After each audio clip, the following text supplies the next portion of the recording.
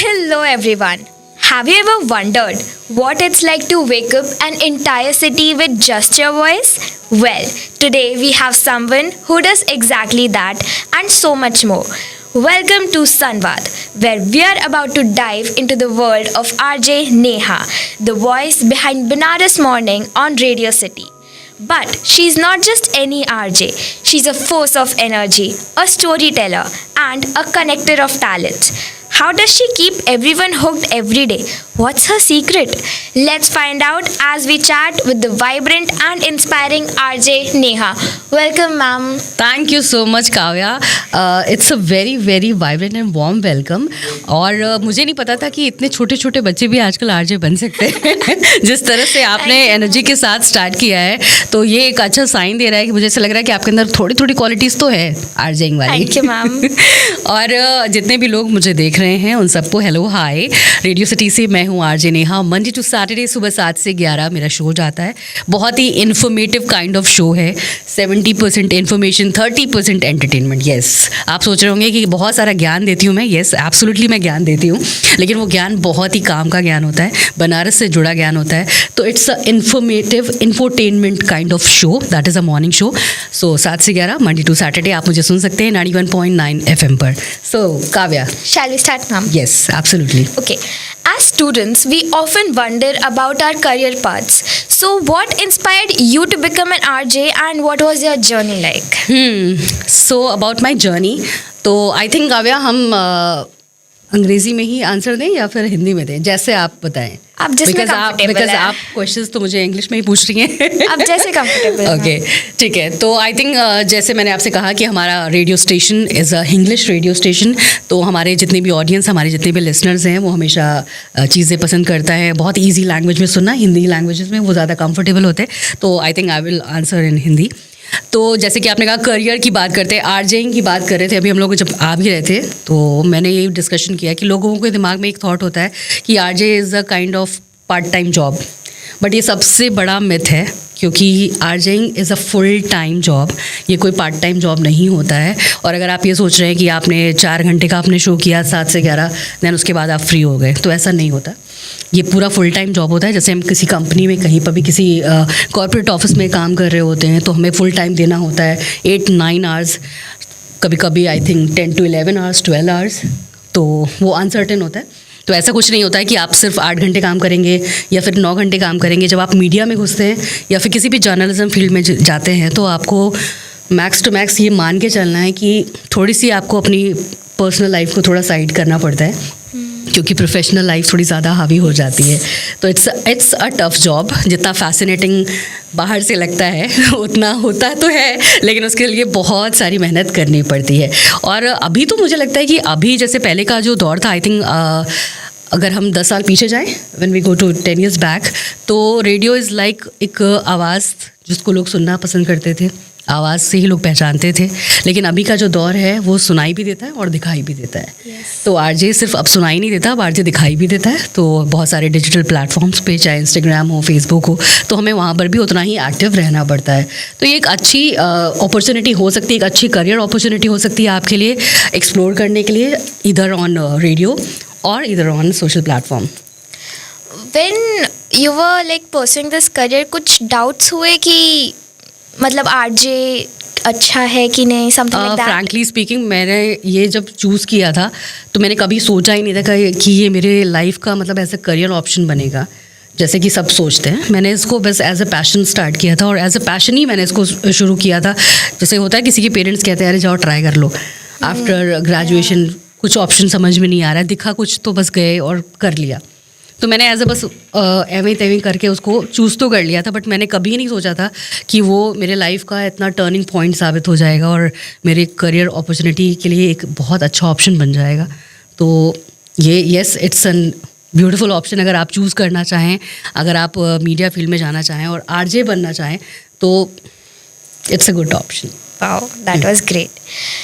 You seem so passionate about your work. how do you stay motivated and creative every day, especially जब आपके early morning shows होते हैं? Yes जैसे कि early morning show की आपने बात की, तो अर्ली मॉर्निंग शो में क्या होता है, जनरली बहुत लोगों के दिमाग में थॉट होता है कि आप एक दिन पहले सारी चीज़ें प्रिपेयर करके जाते हैं, बिकॉज आपको पता होता है कि सुबह 7 बजे से अगर आपका शो ऑन एयर जाने वाला है तो आपको सारी प्रिपरेशन एक दिन पहले ही करनी होती है.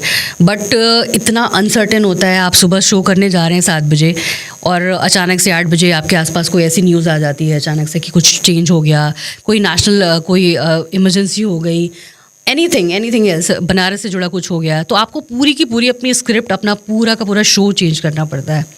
और वो तभी हो सकता है जब आप बहुत स्पॉन्टेनियस हो, आपका दिमाग काम कर रहा हो, आपकी क्रिएटिविटी चल रही हो, तभी आप वो चीज़ कर सकते हैं.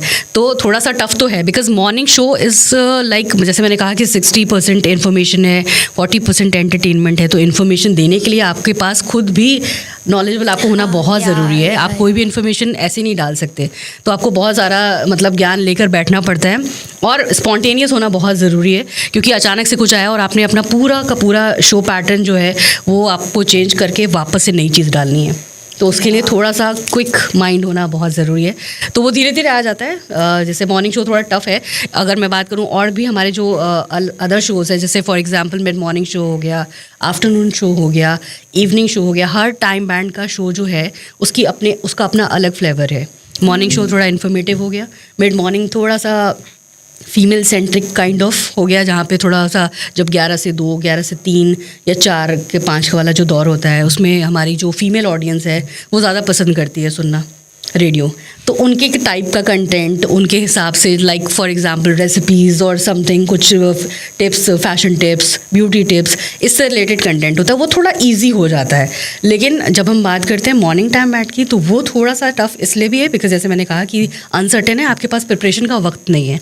आप तैयार तो ज़रूर करके जाते हैं एक दिन पहले कि मुझे ये कल करना है, लेकिन सुबह आने के बाद आपको पता चलता है कि आधे एक घंटे बाद कुछ और चीज़ चेंज हो चुकी है. तो पूरा कॉन्सेप्ट चेंज करना, पूरा अपनी स्क्रिप्ट चेंज करना, तो उसके लिए थोड़ा सा मेहनत ज़्यादा लगती है. काफ़ी फोकस रहना पड़ता है इसके लिए. एब्सोल्युटली फोकस बहुत रहना ज़रूरी है, बिकॉज आपको कब क्या आ जाएगा और आपको उस पर कैसे तुरंत रिएक्ट करना है, कैसे बोलना है. You never know. Yes. So, what role did your education play in shaping your career as an RJ? About education, because अभी आपको मैं इस बात पे बहुत हंसी आने वाली है कि मैंने ग्रेजुएशन जो किया है that is BSc fashion designing. तो बिल्कुल ही अलग है.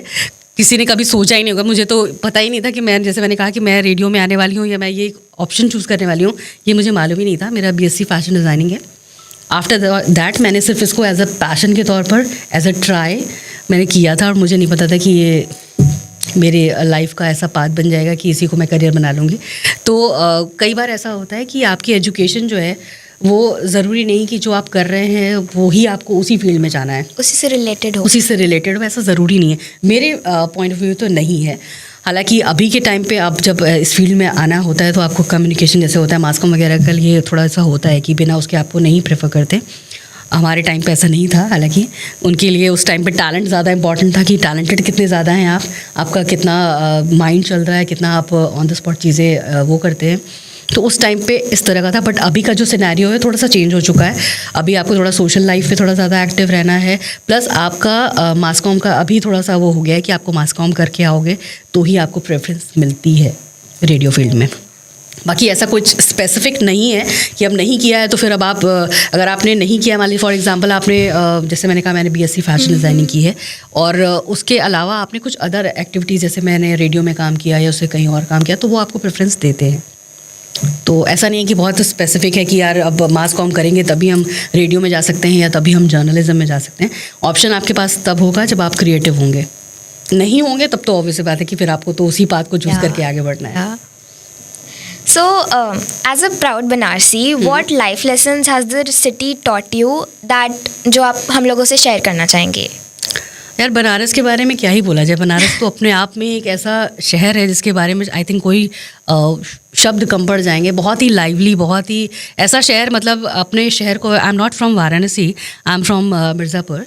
सो मैं वहाँ से जब यहाँ आई थी तो मैंने कभी नहीं सोचा था कि ये मेरे लाइफ का एक ऐसा शहर बन जाएगा जो मेरी पूरी ज़िंदगी बदल देगा. तो मेरे लिए तो बहुत ही, वो मेरी जन्मभूमि है तो ये मेरी कर्म भूमि है। और बहुत सारी चेंजेस मैंने देखे हैं इस शहर के अंदर। आज से 10 साल पीछे जाया जाए और अभी का दौर जो है, बनारस जो अभी का है वो बहुत चेंज हो चुका है, बहुत सारी चीज़ें चेंज हो चुकी है, लेकिन बहुत ही लाइवली सिटी है। और यही आपको आगे काम करने के लिए बहुत मोटिवेट करती है। कैसे एक शहर, कितना जिंदा दिल शहर है ये, कि आप कहीं से भी, किसी भी शहर से आओ और आप जैसे ही बनारस के अंदर एंट्री करते हो, एक अलग ही वाइब, एक अलग ही रौनक है। और वो हमेशा मस्त रहते हैं लाइफ में, किसी भी फेज से गुजर रहे हो, किसी भी जर्नी से गुजर रहे हो। ऐसे ही that's true about of urging also, कि हमारी लाइफ भी बिल्कुल वैसी ही है। हम चाहे कितने भी पेन से गुजर रहे हों, हम किसी भी लाइफ में किसी ऐसे फेज से गुजर रहे हो जहाँ पर हम बिल्कुल भी खुश फील नहीं कर रहे हो, बहुत सैड मोमेंट में हो, लेकिन जब हमारे पास माइक आता है ना, तो जब हम शो करने के लिए बैठते हैं तो हमें पता है कि हमारे बनारस की पूरी ऑडियंस हमें सुन रही है। और हम अंदर से चाहे कितना भी बुरा फील कर रहे हो या हमें अच्छा नहीं लग रहा हो, लेकिन माइक पर आने के बाद वी हैव टू स्माइल, और हमें पूरी एनर्जी के साथ वैसे ही पूरा एड्रेस करना होता है हमारे पूरी बनारस को। तो बनारस के बारे में बस इतना ही कहना चाहती हूँ, ये एक जिंदा दिल शहर है और होपफुली ये हमेशा ऐसा ही रहे। मैं नहीं चाहती इसमें कोई चेंज हो। So, how do you keep the spirit of Banaras alive in your show, and how is it important to you? Basically when you listen my show ना, तो आपको ये पता चलेगा दैट 4 आवर्स का जो मेरा पूरा शो है, 4 घंटे का, it depends on most of the time. पूरा फोकस जो है ना वो शो का, आई थिंक 2 से 2.5 घंटे का जो पूरा शो है वो बेसिकली फोकस्ड ऑन वाराणसी है। बनारस की चीज़ें, बनारस के इश्यूज़, ना सिर्फ अच्छी चीज़ें, मैं हमेशा यही बोलती हूँ कि बहुत अच्छी अच्छी बातें बताएं कि नहीं ये बनारस बहुत अच्छा है। कुछ ऐसे पेन भी हैं जो बनारस के, जो लोग नहीं बात करना चाहते हैं, मैं उन पर भी डिस्कशन करती हूँ। उनके प्रॉब्लम्स जो आती हैं बनारस की, ऐसी बहुत सारी जगह है बनारस में जहाँ पर लोग बहुत सारे चीज़ों से जूझ रहे हैं, बेसिक एमिनिटीज़ से जूझ रहे हैं। For example water supply, sewer problem, तो देयर लॉट ऑफ थिंग्स, तो वो मेरे से शेयर करते हैं। कमाल की बात यह है कि स्टूडियो के नंबर पर आज भी उतने ही लोग कॉल करते हैं और वो अपनी प्रॉब्लम्स इस तरीके से शेयर करते हैं एज इफ़ कि मैं उनकी वो प्रॉब्लम तुरंत सॉल्व करने वाली हूँ। तो ये दैट इज़ अ वेरी, मतलब मेरे लिए बहुत बड़ी बात है, क्योंकि उनकी नज़र में मैं एक ऐसी इंसान हूँ कि अगर वो मुझसे कांटेक्ट कर रहे हैं और वो चाहते हैं कि मैं उनकी बात हमारी कंसर्न अथॉरिटीज़ तक या एडमिनिस्ट्रेशन तक पहुँचाऊँ और वो चीज़ें सॉर्ट हो जाए, तो वो ट्रस्ट जो बिल्डअप किया है मैंने, आई एम श्योर मैंने थोड़े थोड़े करके ही किया है, लेकिन वो अभी ऐसा हो चुका है कि हमारा और बनारसियों का एकदम पक्का वाला बॉन्ड हो चुका है कि बनारस में कोई भी प्रॉब्लम अगर आ रही है, अच्छी चीज़ों की तो जो बात अलग ही हो गई, लेकिन अगर कोई प्रॉब्लम आ रही है तो उनको पता है कि यार there is a 1 point contact, कि मैं शायद नेहा तक ये बात पहुंचाऊं तो शायद वो प्रॉब्लम सॉर्ट हो जाएगी। तो और वो होती भी है कई सारी। So, you interact with so many people from local authorities से लेकर national leaders तक. So, उतना confidence, how do you build the confidence to communicate with those influential personalities? Okay, so I will share a very small incident of mine. I think 2019 में बनारस में हुआ था प्रवासी भारतीय दिवस। तो वहाँ पर बहुत सारे कल्चरल प्रोग्राम्स वगैरह हो रहे थे, तो एक स्पेसिफिक प्रोग्राम था जिसमें हमारे ऑनरेबल प्राइम मिनिस्टर सर आए हुए थे। तो उस प्रोग्राम को होस्ट करने के लिए कैन यू इमेजिन, एक रात पहले मेरे पास आया था कि आपको ये कल सुबह जाके होस्ट करना है, along with my morning show. मतलब मैं सुबह 6 बजे ऑफिस पहुँच के पहले अपना शो करती हूँ 11 बजे तक, बिकॉज आई एम पूरा फोकस पहले शो पे है। फिर अगले 4 घंटे बाद मुझे 1 घंटे के लिए वहाँ पर जाकर ऑनरेबल पीएम सर के साथ स्टेज शेयर करना है, और मेरे पास स्क्रिप्ट नहीं है, सिर्फ पॉइंटर्स हैं 2-4। और कमाल की बात यह है कि वहाँ पर आपको, जैसे हम आरजेइंग करते हैं, जब हम रेडियो पर शो कर रहे होते हैं तो हम पूरा इंग्लिश, जैसे मैंने कहा, हिंदी और इंग्लिश का मिक्सचर होता है जो हम बातें कर रहे होते हैं, ताकि एक आम इंसान को हमारी बातें समझ में आए। बट जब आप इस तरीके के कोई पॉलिटिकल या फिर इस तरीके का कोई प्रोग्राम होस्ट करते हैं तो वहाँ पे आपको पूरा का पूरा शुद्ध हिंदी में, मतलब कोई भी इंग्लिश का शब्द वहाँ पे यूज़ नहीं हो सकता, वैसा पूरा का पूरा हिंदी स्क्रिप्ट के साथ, वहाँ पर अभी एक फंबल ना हो, गलती ना हो, वैसी स्क्रिप्ट बनाना। 1 रात पहले स्क्रिप्ट बनाना और अगले ही दिन 4 घंटे का अपना शो ख़त्म करने के बाद वहाँ जाना और उसको परफॉर्म करना। वो 25 मिनट्स लाइफ के मेरे सबसे ख़तरनाक मोमेंट थे, क्योंकि मुझे ऐसा लगा था कि अभी मैं पता नहीं क्या ही करने वाली हूँ, मुझे खुद नहीं पता था कि मैं क्या करूँगी। लेकिन थैंकफुली बाय गॉड्स ग्रेस मैंने वो चीज़ बहुत ही स्मूथली हैंडल की। एंड कमाल की बात यह है कि हमेशा हमारे जो ऑनरेबल पीएम सर हैं, नरेंद्र मोदी सर, लोग उनको सुनते हैं, वो हमेशा बोलते हैं लोग उनको सुनते हैं, लेकिन वो 25 मिनट्स ऐसे थे जब वो सुन रहे थे और मैं बोल रही थी। तो वो लाइफ का एक ऐसा मोमेंट है जो मुझे हमेशा याद रहेगा कि एक ही स्टेज पर जहाँ पर आप यहाँ बैठे हैं, यहाँ पर आप खड़े होकर होस्ट कर रहे हैं, आपके साइड में ऑनरेबल पीएम है, ऑनरेबल सीएम है, गवर्नर हैं, वो तीनों आपके साथ स्टेज पर बैठे हुए हैं, आप होस्ट कर रहे हैं और एक भी शब्द आपका फंबल नहीं हो रहा है, गलती नहीं हो रही है।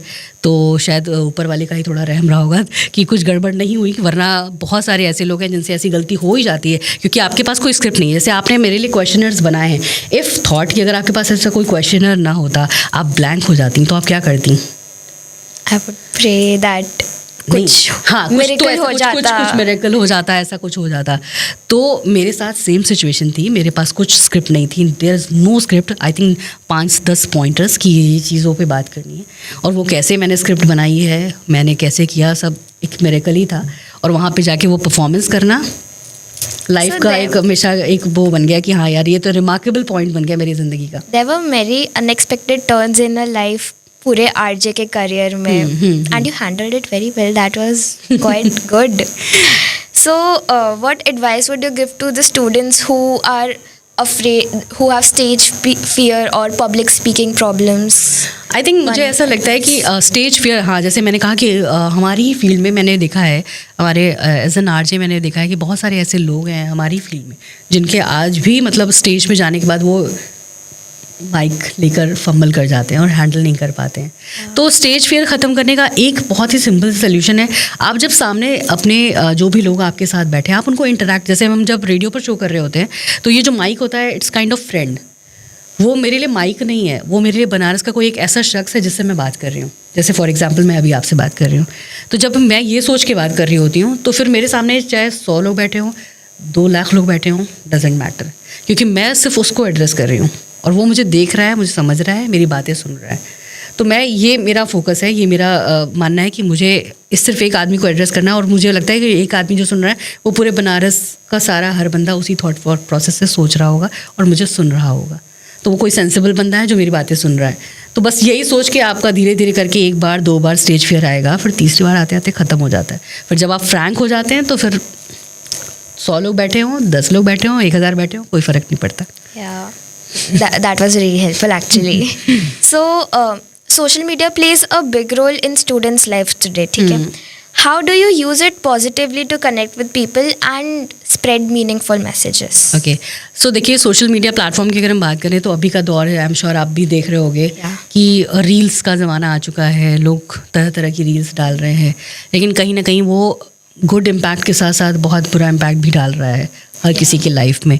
मुझे ऐसा लगता है रील्स के पीछे जो दीवानापन है, चाहे आई थिंक जेनजीज़ का हो या फिर अभी बड़ों का भी हो, वो बहुत ज़्यादा हो गया है, ओवर हो गया है। और हर एक चीज़ का दौर आता है और बहुत जल्दी चला भी जाता है। कुछ चीज़ें ऐसी होती हैं जो सस्टेनेबल होती हैं, हमेशा लाइफ लॉन्ग रहती है।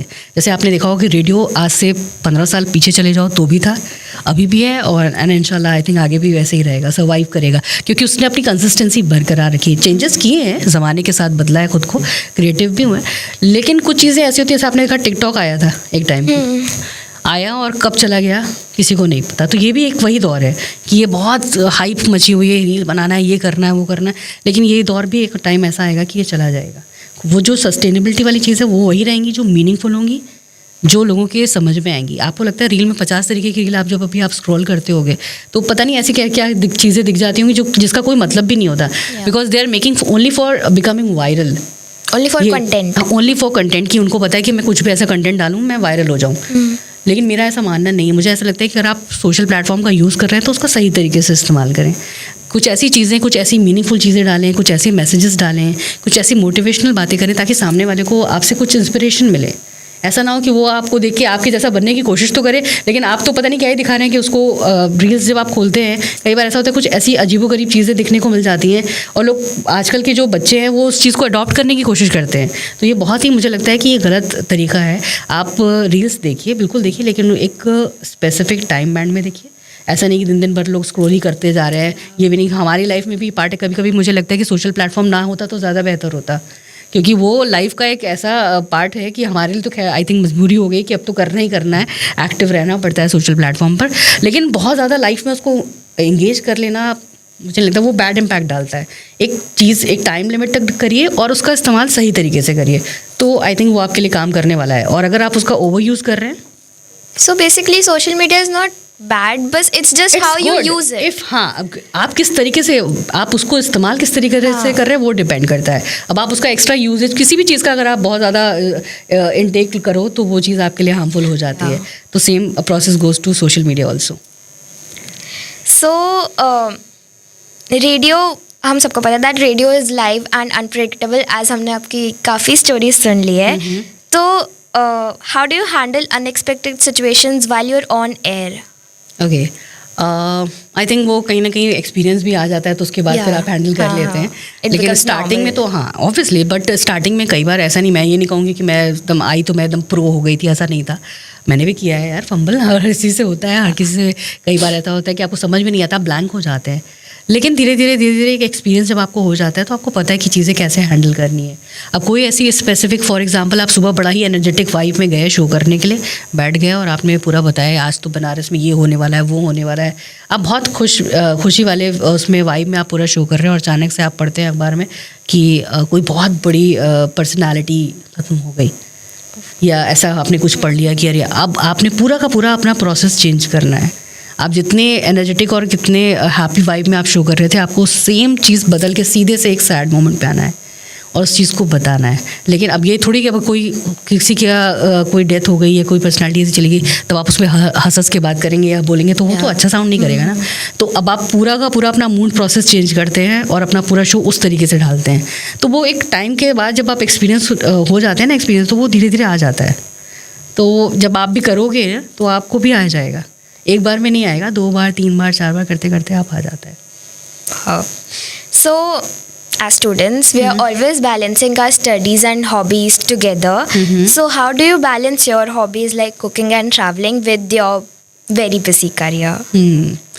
सो इस क्वेश्चन का आंसर मैं क्या ही दूँ, मैं यही सोच रही हूँ. बिकॉज अभी दूंगी तो कहीं आप ऐसे सोचोगे कि यार मुझे तो आना ही नहीं चाहिए था इस फील्ड में, मैंने क्यों सोच लिया कि मुझे हर जगह बनना है. क्योंकि literally we don't have time to travel or do any kind of hobbies because so much of pressure, so much of pressure. Yes, and we have to be regular. तो बहुत pressure है. तो मतलब मुझे याद ही नहीं मैं लास्ट कब गई थी कहाँ घूमने. क्योंकि इतना वक्त हो जाता है, बिकॉज आप इतना पजल्ड हैं आप अपनी लाइफ में. And recently I got married also, so there are lot of responsibilities personally and professionally. So मुझे नहीं लगता कि बहुत वक्त ऐसा मिल पाता है सच ऑफ कि आप बहुत ज़्यादा कर पाएंगे ट्रैवलिंग.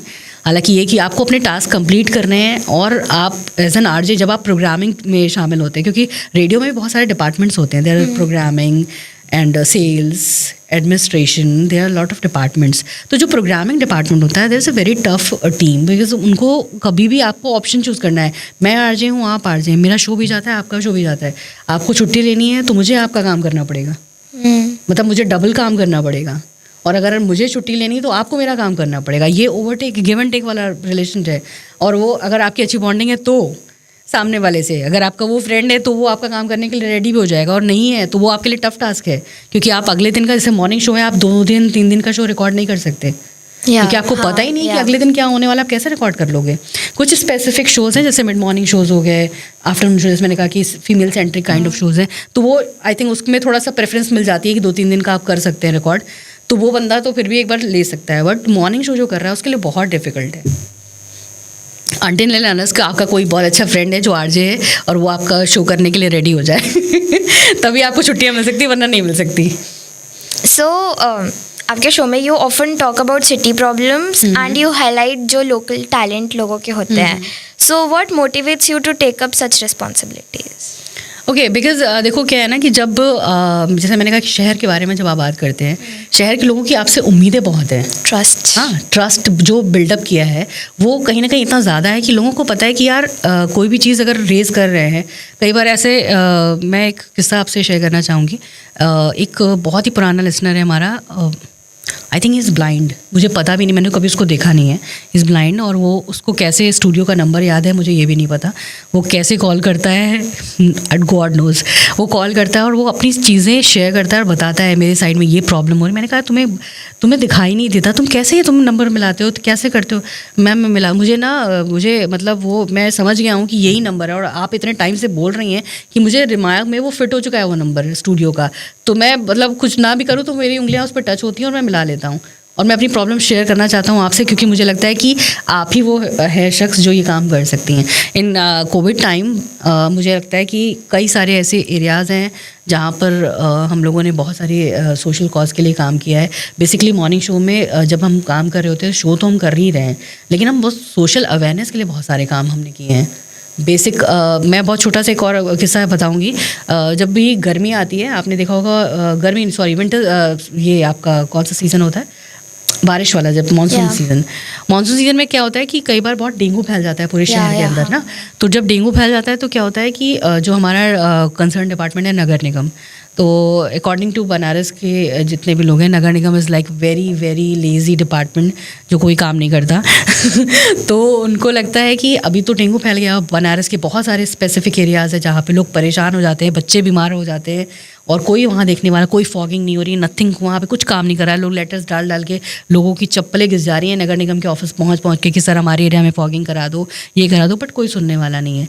अब उनका बिल्डअप कैसे, मैंने कहा ट्रस्ट बिल्डअप मैंने कैसे किया है, मैंने ऐसे ही 2-3 लोगों जगह की 2-3 स्पेसिफिक लोकेशंस का मैंने स्टार्ट किया था जब, तो मैंने मतलब अपना पूरा जी जान लगा दिया कि नहीं, इस एरिया में तो मैं फॉगिंग करवा के रहूँगी चाहे जैसे भी। अब नगर निगम के अंदर वो डर मैंने कैसे पैदा किया कि कई बार क्या हुआ कि ऑन एयर मैंने कुछ चीज़ें उनकी जो वो कहता अरे मैम अभी नहीं हो पाएगा, या अभी वो चीज़ें मैंने ऑन एयर कर दी हैं। ऑन एयर मतलब वो लाइव चली गई है कि सर आप तो सुन ही नहीं रहे हैं, आप तो मेरी बात नहीं, जब आप मेरी बात नहीं सुन रहे हैं तो आप बाकी जो आम पब्लिक है उसकी बात कैसे सुनते होंगे। तो वो जब चीज़ें जब वायरल होने लगी, जब चीज़ें ऑन एयर जाने लगी, तो उनके मन में भी डर आया कि अरे यार ये तो हमारे डिपार्टमेंट की पूरी इमेज ख़राब हो जाएगी अगर हम कुछ काम नहीं करेंगे। तो वो डर जब आया तो उन्होंने काम करना शुरू किया। जब काम करना शुरू किया तो सामने वाले का भी भला होने लगा, मेरा भी भला होने लगा कि हाँ यार उनका ट्रस्ट बिल्डअप इसी तरह से हुआ कि काम होता गया। तो ना सिर्फ डेंगू, आई थिंक ऐसे बहुत सारे इश्यूज़ हैं जो मैंने तो एग्जांपल दिया आपको डेंगू का, ऐसे बहुत सारे सोशल इश्यूज़ भी हैं बनारस के जिनको रेज़ किया है और वो चीज़ें सॉर्ट आउट हुई हैं। That was very sweet of you with the lookout करना। तो कहीं ना कहीं मेरी जो एक इमेज है बनारस में, मतलब एज एन आरजे जो इमेज है वो तो एक है ही है। लोग मुझे रेडियो सिटी के नाम से तो जानते हैं, लेकिन बेसिकली आरजे नेहा का जो मेरा प्रोफाइल है वो लोग इसी वजह से जानते हैं मुझे कि मैंने इतने सारे लोगों की प्रॉब्लम सॉर्टेड किए हैं, चाहे वो मैं जानती भी नहीं कि सामने वाला कौन है, कहाँ से बिलोंग करता है, क्या करता है, मुझे कुछ नहीं पता, लेकिन उनकी प्रॉब्लम मैंने सॉर्ट की है। आई थिंक आपको याद होगा एक टाइम पे अभी बीच में जब रशिया और यूक्रेन वाला जो वॉर हुआ था, उस टाइम में बहुत सारे बनारस के कुछ ऐसे स्टूडेंट्स थे जो बाहर पढ़ाई कर रहे थे, वो वहाँ पे फंसे हुए थे। उनमें से 2 लोगों को बनारस के थे जिनको मैंने वापस यहाँ बुलवाया था एम्बेसी से वो करवा के। तो वो लोग भी यहाँ पर वापस आए थे। सिर्फ उन्होंने मुझे एक व्हाट्सएप पे अपना ऑडियो नोट भेजा था कि मैम हम लोग फंसे हुए, हम लोग वापस नहीं आ पा रहे हैं, प्लीज़ आप वाराणसी के जो एडमिनिस्ट्रेटिव डिपार्टमेंट उनसे रिक्वेस्ट कीजिए कि वो एम्बेसी लेटर भेजें वहाँ पर, हमारी चीज़ें वहाँ से वापस करवाएं ताकि हम लोग वापस आ पाएँ। तो वो सारी चीज़ें मैंने उस टाइम पे करवाई थी। वापस आने के बाद उन्होंने मैं थैंक यू नोट भी भेजा था। कितना अच्छा फील होता होगा after you help someone and वो इतना ग्रेटफुल पता है जब आप एक चीज़ें करते हैं, 2 चीज़ें करते हैं, फिर जब आपको इस तरीके की अप्रिसिएशन मिलती है ना, व्हेन यू गॉट अप्रिसिएशन ना, तो आपको अपने आप मोटिवेशन आने लगता है कि यार मुझे और अच्छा करना है, मुझे और ज़्यादा अपनी सोसाइटी के लिए कुछ अच्छा करना है। तो जब आप अप्रिशिएशन पाने लगते हैं और काम अच्छा करने लगते हैं तो आप अपने आप मोटिवेट होते हैं और आप काम और अच्छा करने लगते हैं। So, how do you think that students can contribute to their communities and make a difference just like you do? आपकी इतनी कहानियाँ सुनी अभी and I was truly inspired that you help so many people. So, how do you think we can contribute to it? अरे students तो I think अभी की जो जनरेशन है वो तो बहुत बड़ा कंट्रीब्यूशन दे सकती है पूरी सोसाइटी को चेंज करने के लिए, अनटिल अनलेस वो एक गुड वे में जा रहा हो तो, है ना। आप एज एन स्टूडेंट आप आती हैं, पढ़ाई कर रही हैं आप। अच्छा एक बात बताइए, आप अपने लिए आप सोशल प्लेटफॉर्म पे कितना टाइम गुजारती हैं अपना? Approximate 1.5 hour. 1.5 hour, ओके, ठीक है। I know that's much, but नहीं ठीक है 1.5 hours ठीक है। 24 hours में अगर आप 1 घंटे भी लगा रही हैं तो इट्स ओके। लेकिन आपके दिमाग में से भी आप मेरे से बात करी तो आपके दिमाग में कई तरीके के थॉट्स आ रहे होंगे कि यार ये ऐसा करती हैं, मैं भी ऐसा कुछ कर सकती हूँ, हाँ, है ना। इंस्पायरिंग तो बहुत है ना। तो आपको ऐसे आपके आसपास बहुत सारे लोग मिल जाएंगे। मैं सिर्फ एज एन आरजे की बात नहीं कर रही हूँ, आप अपने आसपास अपने पेरेंट्स को देखिए, अपने साथ के जो आपके बच्चे हैं, जो आपके फ्रेंड्स हैं, आप उनको देखो, आपको कहीं ना कहीं उन सबसे मोटिवेशन मिलेगा। बस देखने का नज़रिया सही होना चाहिए। और आपका जो अभी का जो जनरेशन है वो तो बहुत बड़ा कंट्रीब्यूशन दे सकता है अपनी पूरी सोसाइटी को चेंज करने के लिए, क्योंकि उसके अंदर वो इंथुजियाज़म है, वो उसके अंदर वो चीज़ है कि यार मुझे करना है। पहले के लोग पैशनेट होते थे लेकिन उतना नहीं होते थे, हाँ ठीक है लाइफ जैसे चल रही है चलने दो। लेकिन अभी के जो आज की जो जनरेशन है वो बहुत पैशनेट है चीज़ों को करने के लिए, बस थोड़ी सी पेशेंस की कमी है।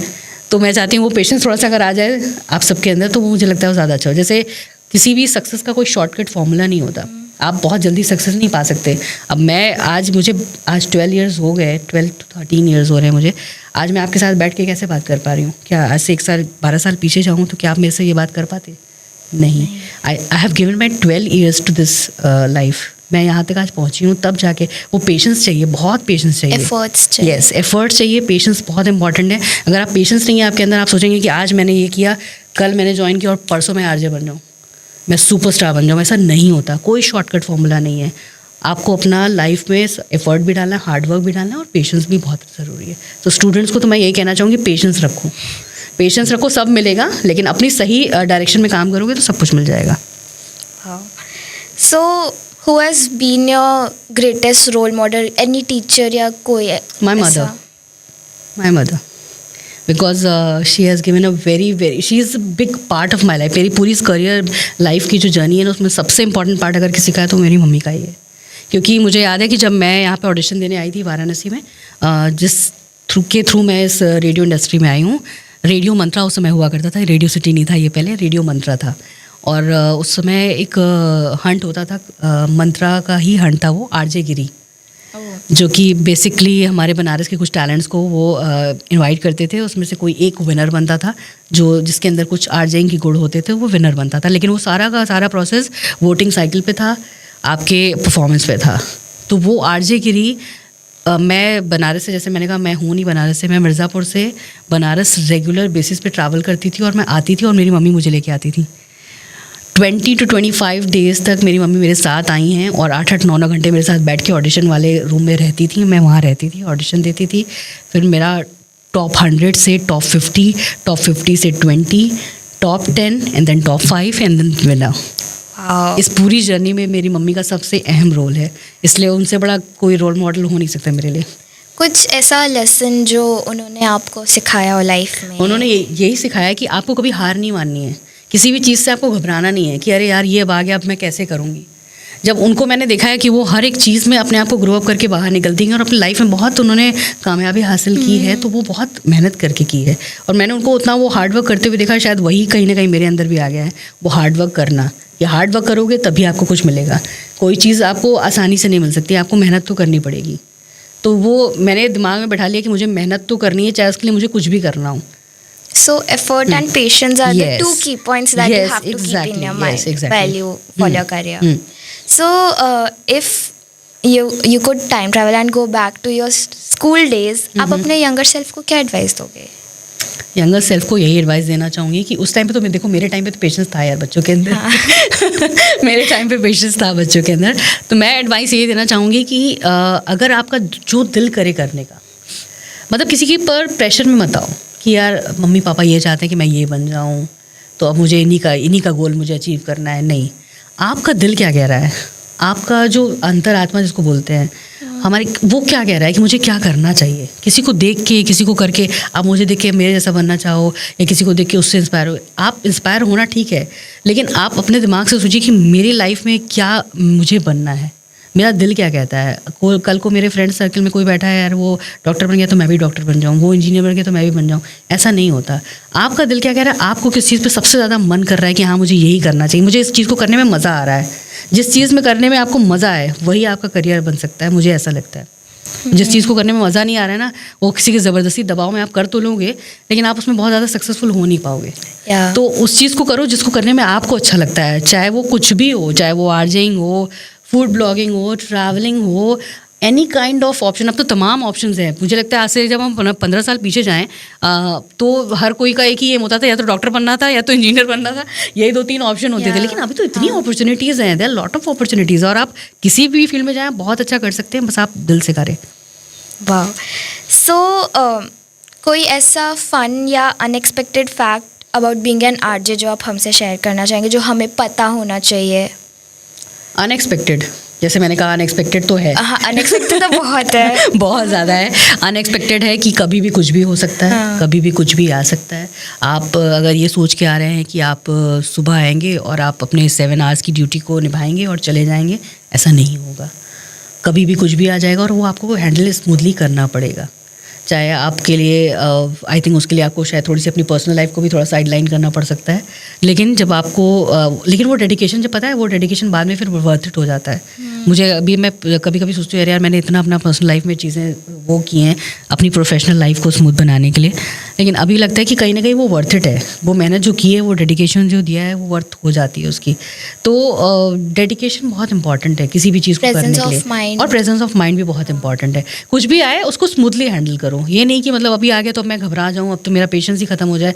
नहीं, आपको पता है कि अब ये तो आई है, अब तो करना तो है, अब करना तो है। जब ये थॉट आ गया मन में कि ये तो करना है चाहे जैसे भी, तो वो आपके पास 50 तरीके के ऑप्शंस भी आ जाते हैं कि अच्छा चलो इसको ऐसे कर लेते हैं। तो अनएक्सपेक्टेड है लेकिन आ जाता है जब आप करने लगते हैं चीज़ें। So, if you could host a show with one student guest, what qualities would you look for in them? आप तो सामने बैठी हैं मेरे साथ, अब मुझे और तो कोई क्वालिटी समझ में नहीं आ रही है। आपके जैसा ही होना चाहिए, इतना Thank you so much. So sweet smoothly. आपने इतने प्यार से सारे सवाल पूछे कि मैंने इतनी सारी बातें आपसे बता दी। कई बार ऐसा होता है कुछ ऐसे सवाल लोग पूछते हैं सामने से कि शायद मैं उतना एनर्जी के साथ या उतना मज़े से आपको आंसर नहीं देती, लेकिन आपकी बातों से मुझे लगा कि ऐसे आपने इतना प्यार से पूछा है तो मैंने आपको उतने प्यार से जवाब दिया। तो यही वाली क्वालिटी होनी चाहिए। Okay, so what's your message for students who want to pursue a creative career ऐसा RJ जैसा career? Creative, okay. So creative career choose करने के लिए जैसे मैंने कहा आपका प्रेजेंस ऑफ माइंड बहुत अच्छा होना चाहिए, और कंटेंट क्या आप डाल रहे हैं, कंटेंट आप क्या बनाने वाले हैं, चाहे वो किसी भी प्लेटफॉर्म के लिए हो या किसी भी चीज़ के लिए आप कंटेंट अगर प्रिपेयर कर रहे हैं, तो आपको ये सोचना चाहिए कि वो कंटेंट हमारी सोसाइटी के लिए कितना फ्रूटफुल है। कुछ भी मत करिए, कुछ भी किसी को देख के किसी के दिखावे में आके मत करिए। जो भी कर रहे हैं, जो भी फील्ड चूज़ कर रहे हैं, वो इसलिए करिए क्योंकि आपका दिल चाहता है और उससे आपकी सोसाइटी को कितना बेनिफिट मिलता है, वो सोच के अगर आप अपनी करियर अपॉर्चुनिटी को चूज़ करेंगे तो मुझे लगता है वो आपके लिए सबसे बेस्ट होगा। वो कोई भी फील्ड, and आप उसमें सक्सेसफुल और आप उसमें सक्सेसफुल भी होंगे। दिल से करोगे तो 100% सक्सेसफुल होंगे। So, how can we as students learn to be more confident, innovative and impactful in our lives? इन आर्जिंग और In our lives. अच्छा, इन Normally. Normal life, okay. तो मुझे ऐसा लगता है कि आप पढ़ाई तो कर ही रही हैं, है ना? हाँ। सोशल प्लेटफॉर्म पर भी आप 1 घंटे देती हैं। ओके, तो अभी क्या करना है ना, आपको अपने आसपास अपने फैमिली के अलावा जब आप कभी बाहर आप जाती होंगी अपनी फैमिली के साथ, आप बहुत सारी चीज़ें वॉच करते हो, देखते हो, ऑब्जर्व करना सीखो। लाइफ में अपने आसपास की चीज़ों को ऑब्जर्व करो। आपको अपने आसपास इतना सारा कुछ अच्छी वाइब्स भी दिखेंगी, कुछ ऐसे लोग भी दिखेंगे जो बहुत दुखी हैं। तो कभी कभी लगता है कि उन सब चीज़ों को जब आप ऑब्जर्व करते हैं ना, तो आपको लगता है कि हमें अपने सोसाइटी के लिए कुछ करना चाहिए। तो वो ऑब्जर्वेशन बहुत इंपॉर्टेंट है। तो अपने लाइफ में ना अपने आसपास के सर्कल में ऑब्जर्व करना सीखो चीज़ें। सिर्फ वो नहीं कि अभी तो मेरी लाइफ यही है, मैं स्कूल आऊँगी, पढ़ूंगी, घर जाऊँगी, पेरेंट्स के साथ रहूँगी, मस्ती करूँगी। लाइफ इतनी नहीं होती है। लाइफ में बहुत सारी चीज़ें हैं जो हम ऑब्जर्व करने लगे तो हमें अपने आप रिस्पॉन्सिबिलिटी आ जाती है अंदर से। तो मुझे ऐसा लगता है कि स्टूडेंट्स को ऑब्जर्व करना बहुत इंपॉर्टेंट है। हर एक उस चीज़ को, चाहे आपके आसपास जो भी चल रहा हो, उसको ऑब्जर्व कीजिए। घर में हो, घर के बाहर भी हो, आपकी फैमिली में कोई ना कोई ऐसा शख्स ज़रूर होगा जो कुछ ना कुछ इंस्पायरिंग कर रहा होगा। उससे कुछ सीखिए, उसको ऑब्जर्व कीजिए कि वो कैसे कर रहा है, उसकी लाइफ जर्नी कैसे चल रही है। तो 110% आपको कामयाबी मिलेगी उसमें। तो आपका कोई ऐसा अभी भी ड्रीम प्रोजेक्ट या कोई ऐसी इच्छा है जो आप अभी भी करना चाहती हैं? एब्सोल्युटली Traveling यस जैसे? यस ट्रैवलिंग तो मेरी सबसे मतलब कहाँ हाँ, ट्रैवल करना है? एक्चुअली देखो, हर किसी को लगता है कि मतलब आरजे बनना है या ये बनना है। मुझे एक्चुअली में एक ट्रैवल ब्लॉगर बनना था, लेकिन मैं बन गई आरजे। लेकिन अभी भी मुझे लगता है कि मेरे पास अपॉर्चुनिटीज़ ऐसी हैं कि मुझे अगर आने वाले वक्त में मुझे मौका मिले। आपने कभी कामया जानी को देखा है? नहीं देखा है? ओके, अब जाइएगा और सर्च कीजिएगा। तो she is a role model for me, because मुझे ऐसा लगता है कि वो जिस तरीके की लाइफ अभी जी रही हैं और जिस तरीके का कंटेंट वो डाल रही हैं, चाहे वो सोशल प्लेटफॉर्म पर। Is it about traveling? Yes, she is a travel blogger and she made her channel that's named Curly Tales. Oh yeah, I know her. She Okay. meet many celebrities Yes, and all. exactly. I know her. But starting जब उन्होंने किया था तो she was just a normal travel blogger. बाद में उन्होंने अपना पूरा का पूरा एक पूरा चैनल क्रिएट कर लिया, दैट इज़ कर्ली टेल्स. और आज She आपने देखा meets so होगा many celebrities. Celebrities, travel blogging, food blogging. तो जिस तरीके का वो पूरा पर्सनालिटी है काम्या का, वो मुझे बहुत अट्रैक्ट करता है. तो आई होपफुली कि शायद कभी ऐसा मौका मिले तो मैं भी ऐसा कुछ कर पाऊँ. तो वो अभी अधूरा है थोड़ा सा ट्रैवल ब्लॉगिंग वाला. So, how do you see radio evolving, and what role do you think young people can play in keeping it relevant? Okay तो रेडियो इज़ लाइक, जैसे मैंने कहा कि रेडियो हम सबकी ज़िंदगी में बहुत इंपॉर्टेंट रोल प्ले कर रहा है अभी के टाइम में, और आज से 10-12 साल पीछे जाए तो भी कर रहा था, और अब तो और ज़्यादा कर रहा है. क्योंकि as an personality, as an RJ, आपको लोग इस तरह से सोचते हैं कि जो बातें हम कह रहे हैं वो लोग उसको बहुत फॉलो करते हैं.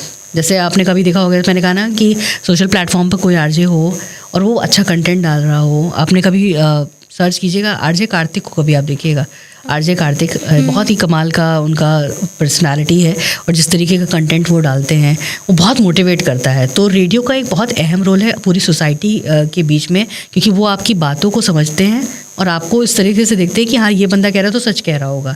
अगर रेडियो सिटी पे कोई कंटेंट जा रहा है या कोई पेज पे कोई कंटेंट जा रहा है तो लोग उसको रेलेवेंट मानते हैं. आज के टाइम में क्या इतना फेक वर्ड है कि आपको 50 तरीके की चीज़ें सोशल प्लेटफॉर्म पे दिखती हैं, और हर वो जो चीज़ दिखती है वो सही नहीं होती है.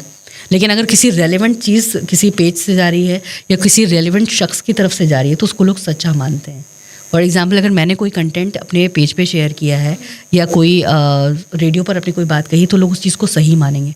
तो मेरी रिस्पॉन्सिबिलिटी बन जाती है कि मुझे हर एक वो चीज़ को कम से कम 10 बार क्रॉस चेक करके बताना है कि हाँ यार, ट्रस्ट बिल्ड होते कि ये हाँ, सच ही बोलेंगी. सच ही बोलेंगी कि ये बोल रही हैं तो ये सच बोल रही हूँ. अगर मैंने बोला फॉर एग्जांपल सुबह जाके कि आज वाराणसी में पिछले 5 दिनों तक बच्चों के स्कूल्स ऑफ रहने वाले हैं, अब मैंने बोल दिया, मैंने उसका कंटेंट चेक नहीं किया कि पता नहीं वो सही भी है कि नहीं, खबर गलत तो नहीं न्यूज़ है, फेक तो न्यूज़ नहीं थी, मैंने बोल दिया जाके. अब मेरी बात पे लोगों ने ट्रस्ट कर लिया और सब बच्चे आराम से छुट्टी मार के घर पे बैठ गए, पता चला स्कूल खुला हुआ है.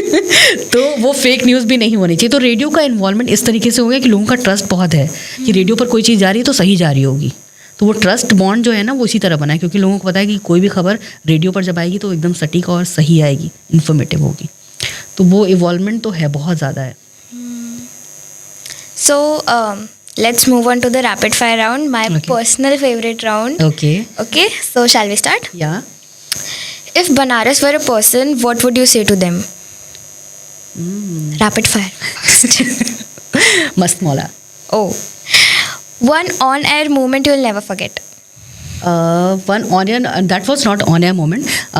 Recently I shared, that is Prime Minister Narendra Modi's moment, जो कि स्टेज के साथ शेयर किया था. That was a big moment. Describe your personality in a hashtag. Bindas. Hashtag Nice. Bindas. That is nice. Nice. What's your secret recipe for a perfect morning show? Secret recipe? Omelette. No secret. From last 7 years, I am taking one breakfast, that is omelette. Wow. Can you imagine? वही same breakfast 7 years last. और अभी भी continuous जारी है. Without any change. If you could interview any historical figure from Banaras, who would it be and why? That's a tough question यार. सबको किया है मैंने. Right now, though, I think Rapid fire. Chhannu sir को एक बार करना चाहूँगी, Chhannu Lal Mishra. Oh, why?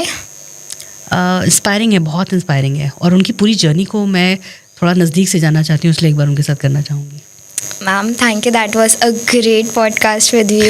It was Thank great you so talking much, with Kavya, you. right? Yeah. Okay, Kavya, मुझे वाकई में बहुत अच्छा लगा आपके साथ बात करके.